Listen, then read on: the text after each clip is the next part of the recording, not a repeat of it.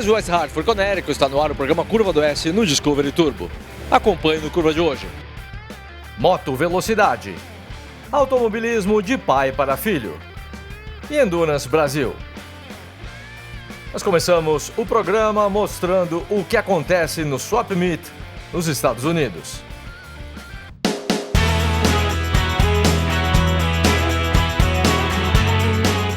Até mesmo um carro pouco visto. E não é de hoje.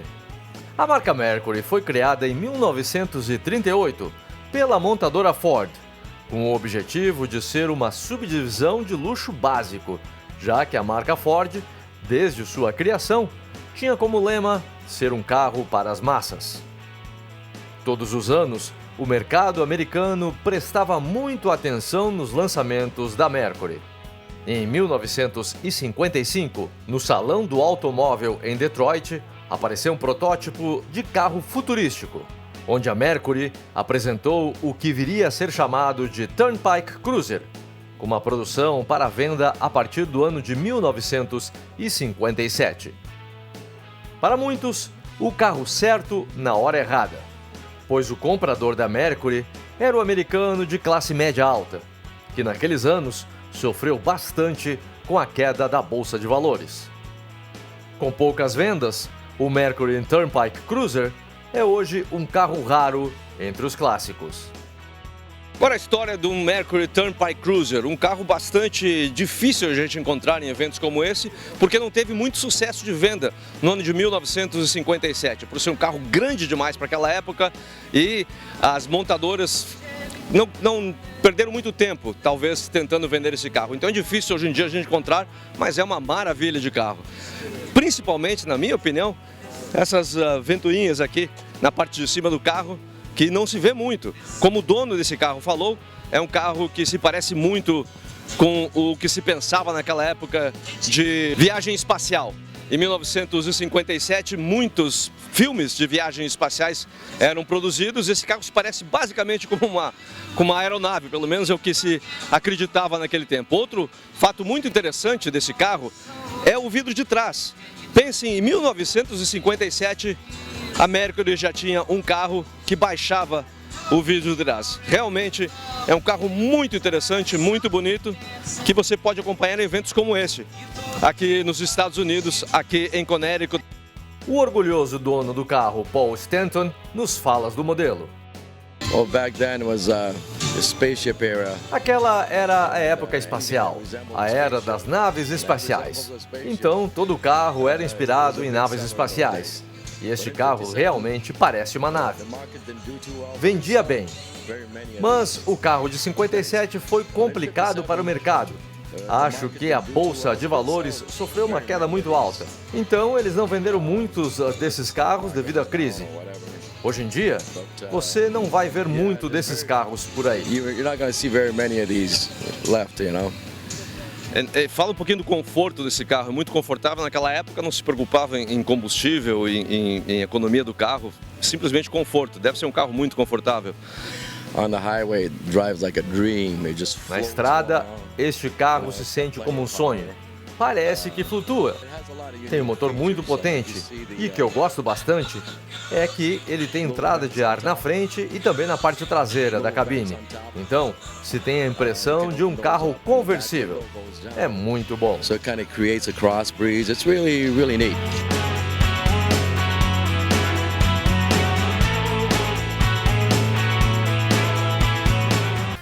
Fernando Seabra é um estreantes no Marca Gaúcho e já acompanha o pelotão dos veteranos da categoria.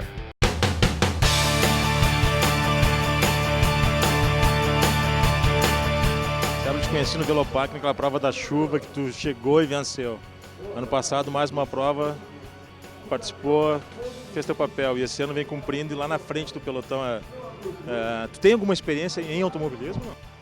Marcão, na verdade a gente tinha andado de kart, os Pro 400, quando eles inventaram. Antes disso, um pouco na adolescência, dei algumas voltas de 125, mas andei 2 corridas. Daí depois eu fiz o campeonato de Pro 400 e isso eu tinha 24, 25 anos. Depois disso eu nunca mais tinha andado de absolutamente nada. Hoje eu tô com 40 E 2013 foi que eu acabei vindo para o Marcas e fazendo a minha primeira prova.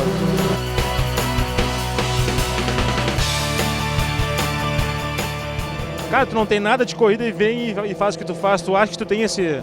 É difícil falar de si mesmo e tal, mas, cara, eu olhando de fora eu te vejo com um talento nato pra... Tu acha que é por aí? Ou tu tem um espírito aventureiro, de competição, de competitivo, é isso? Marcão, acho que somou as duas coisas um pouquinho. Eu sempre tive uma atração muito grande pelo automobilismo em função da minha família ter um pouquinho de tradição. Meu pai brincou um pouco de marcas, meus tios brincaram um pouco de marcas, então eu vivi dentro do autódromo durante muito tempo. E aquilo era uma paixão desde pequeno, até eu ter oportunidade, condições financeiras, enfim, para poder vir brincar. Aí fui... A história começou mais ou menos assim. Numa quarta-feira eu fiz o curso para tirar a carteira com o quadrado, fiz a carteira e liguei para o Machão através de um contato que eu tinha para fazer um treino com o carro de marcas. O Machão me comentou que naquele final de semana teria corrida no Velopark e convidou para ir até lá e fazer os treinos junto. Para minha felicidade, nos treinos eu já andei muito bem. Fiz o terceiro tempo na tomada e voltando para o box quebrou a caixa. Teve que trocar a caixa e largar de último. E nisso caiu um mundo de chuva. E ali eu acho que de repente dá para dizer que tinha um pouquinho de talento, um pouquinho de aventura. E aí comecei a buscar, acabei ganhando a corrida e foi minha primeira corrida. Segunda corrida também foi vitória. E esse ano, das 3 provas que eu andei até aqui, foram 2 primeiros lugares e um segundo lugar.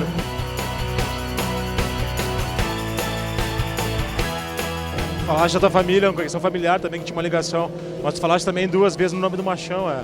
Que importância tem o Machão nisso? Afinal, o Machão é um cara renomado, que tem uma história no automobilismo, acho que... Eu vou te falar que 70% do crédito é dele. Ele me entrega sempre um carro que é muito mais rápido do que eu sou. Não dá para falar a respeito do que ele vem fazendo por mim, tanto com dicas de pilotagem em cada pista que eu chego. E o carro que ele me entrega, eu aconselho todo mundo que tiver chance de entrar nessa brincadeira, procura o Machão e venha andar com ele, porque o carro dele é o de ponta sempre.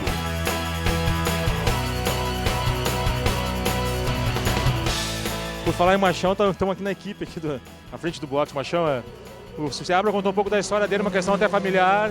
Eu perguntei que percentual tu teria de participação na competitividade que ele tem, na tocada que ele tem. Ele falou em 70%, e aí, meu? Eu acho que é 10%, esse aí já nasceu pronto. Não precisei, só dou uns toques sobre corrida, situação de corrida. Ele já nasceu com esse talento, que são poucos que têm esse dom, né? E tem tudo só para progredir e melhorar cada vez mais. Isso aí do Machão, e aí, meu?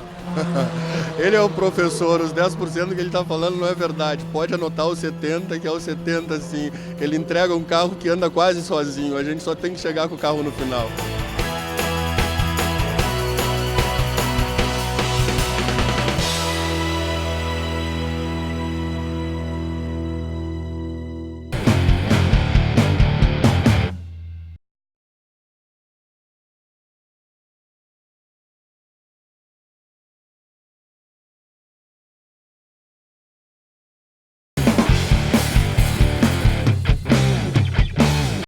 A família Pasquale é mais um exemplo do automobilismo de pai para filho.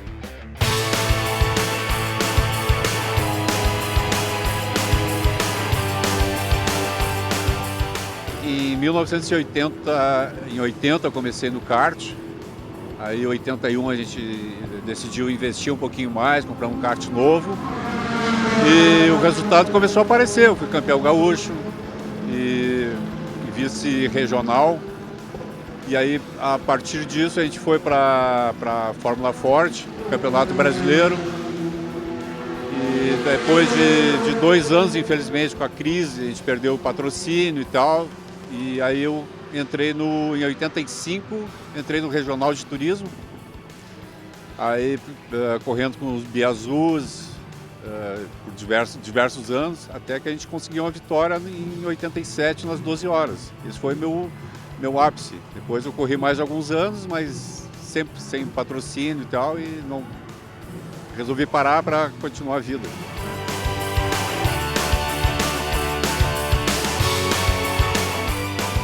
De 15 a 20 anos, até que um dia me convidaram a correr de kart em Gramado. Eu nunca mais tinha ido ao autódromo, né? Porque cachaça para com a cachaça, não entra em bar, né? E aí fui correr, eles eram pequenininhos, aí tive a sorte de ser campeão em Gramado, o Franco aí começou a gostar, começou a se interessar. Aí comecei a ensinar ele no 400, a gente formou uma turma boa em Gramado lá para andar, legal assim. E ele foi pegando gosto da coisa, a gente foi investindo e tal, e depois a gente foi pro Velopark, né, para Tarumã, ele foi aprendendo, foi saindo bem. E aí eu investi um pouquinho mais na carreira dele, comprei um kart novo para ele fazer Campeonato Gaúcho. Aí ele foi campeão gaúcho no ano 2012. Tá? E a partir depois, em 2013, ele entrou na Fórmula Júnior. E agora esse ano tá se dando muito bem aqui no Endurance. Tá? Eu acho que achou o caminho dele.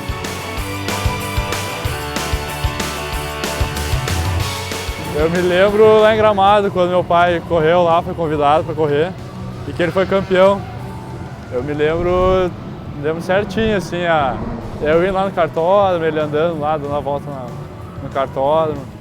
Isso que eu me lembro, assim, de memória mais antiga, né? Eu comecei a gostar mais de carro quando ele começou a me levar para os autódromos, assim.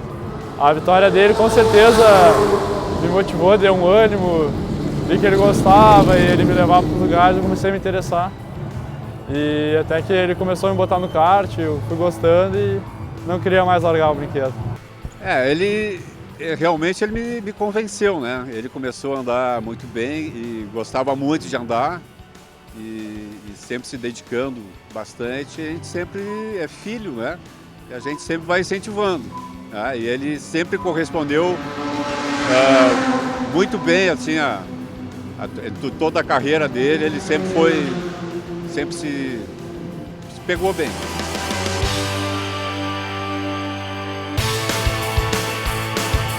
É indescritível a vitória. Eu nem imaginava em ganhar na geral. Eu estava preocupado ali em deixar o carro na pista e mais preocupado com o campeonato. A vitória ali ninguém esperava, assim, nem a equipe esperava. Foi muito bacana. Tem nem o que falar, né? Primeiro na geral e nem pensava nisso, tá? Só concentrado em acabar a prova, não rodar, não cometer nenhum erro. Graças a Deus deu tudo certo e equipe de parabéns. Então é isso aí. A gente chora, ri, tudo ao mesmo tempo, né? Exatamente. Tudo que a gente sonha, a gente está conseguindo realizar, né? Principalmente para ele, que é fantástico isso. Só quem é pai e que vive um esporte com um filho sabe o que é isso. É fantástico.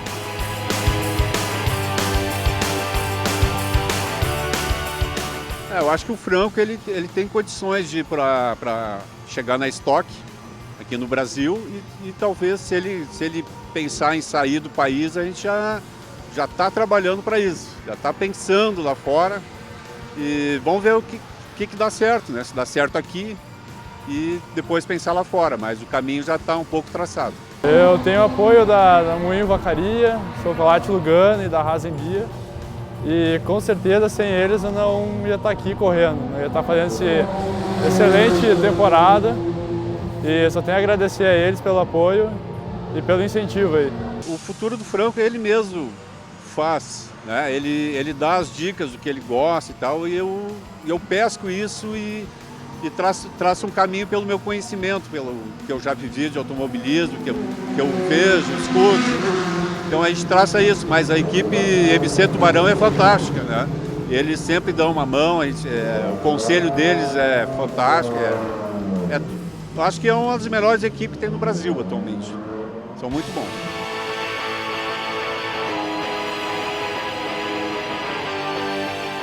Só tenho a agradecer a ele, sem ele nada disso seria possível.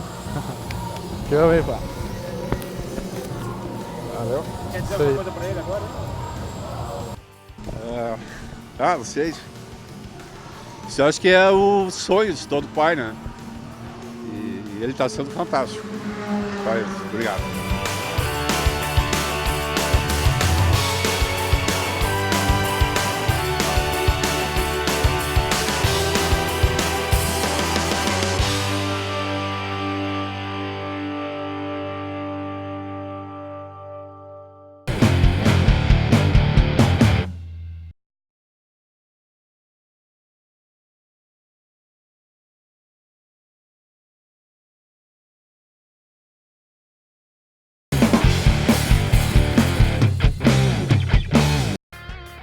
deixar de acelerar nas ruas. Essa é a meta das corridas de moto velocidade. Conhecemos agora 2 pilotos da categoria Track Day que vieram para a pista.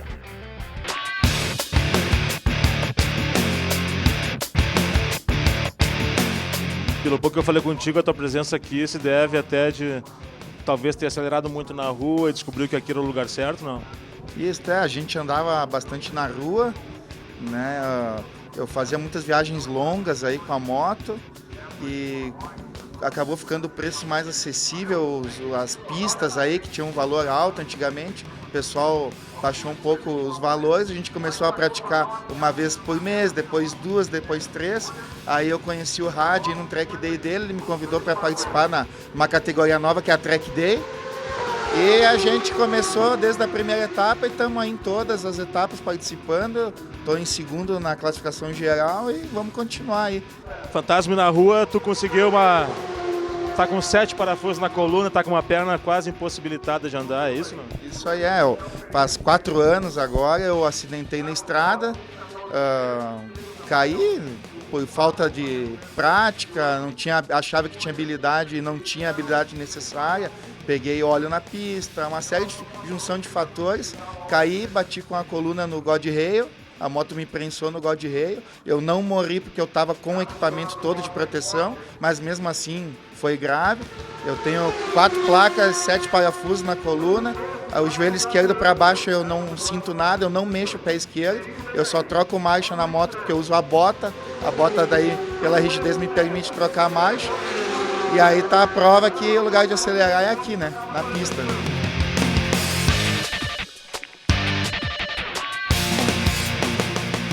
Como é que é vir pra cá e o pessoal sempre diz que aqui não tem poste, aqui não tem cachorro, não tem carro aqui. Acho que aqui o cara realmente consegue achar até o limite da pilotagem. Isso, a gente quando eu andava na rua, o cara acha que sabe tudo, que sabe andar, eu inclino a moto numa curva na estrada. Na estrada o piloto usa 30% do equipamento que ele tem. 30%. Só vai descobrir o equipamento que tu tem andando aqui na pista. Em outro lugar não tem como, tem que ser aqui. Aqui tu vê realmente o limite que a moto dá e que o piloto pode chegar. Como é que é esse prazer? Tem o prazer de andar, que tu até tinha na rua, agora com segurança, e tem o prazer da competição agora. Também de querer chegar na frente. Isso, eu sempre participei sempre fui um atleta aí, não profissional, mas sempre pratiquei vários esportes. E eu sempre tive vontade de, quando participar de um esporte valendo posições, eu lutar para melhorar sempre o meu posicionamento no grid, no campeonato. Então eu sempre fui muito competitivo, daí por isso que eu estou gostando aí, estamos lutando aí para cada vez ir mais alto no pódio, na classificação.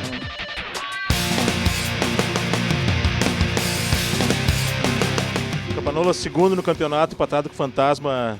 Primeiro, a que se deve a tua presença aqui na moto velocidade? Por que tu tá aqui? Assim, eu tô aqui para...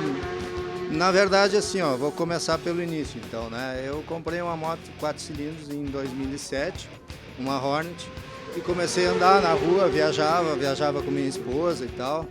Aí, em 2010, eu comprei uma 1000, uma Superbike. Aí eu senti a necessidade, assim, de fazer um curso, né, de piloto para tentar aproveitar melhor o equipamento e tudo que o tipo de moto poderia me proporcionar. Aí comecei a fazer track days e tal, aí gostei do negócio, né?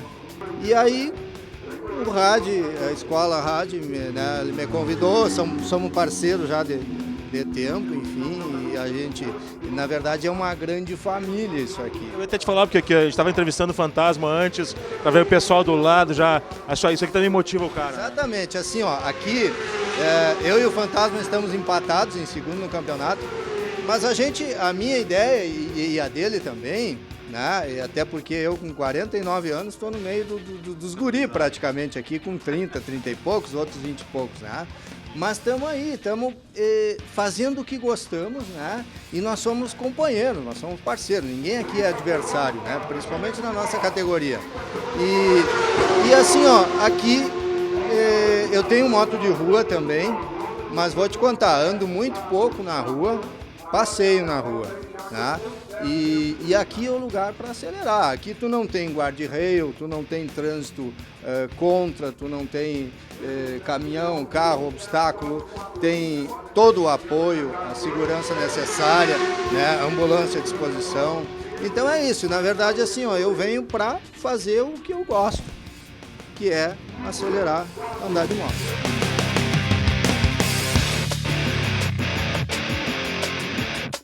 Esses teus 49 anos aqui, acho que tu volta lá para os teus 18, né? Com certeza, a gente esquece dos problemas e tal, e é show de bola, muito bom. E assim, não importa a posição que a gente chega, o importante é participar e terminar a prova bem, tranquilo, seguro. Claro que acidentes podem acontecer, né? Mas a gente procura deixar uma margem, um limite. Outra coisa legal assim, ó, da competição é que nós vivemos o nosso dia de piloto aqui, né? Nosso dia de piloto. Isso aí.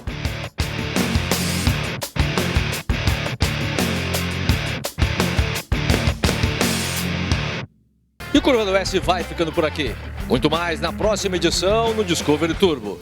Obrigado pela audiência e não esqueça, o lugar de correr é na pista. Até lá.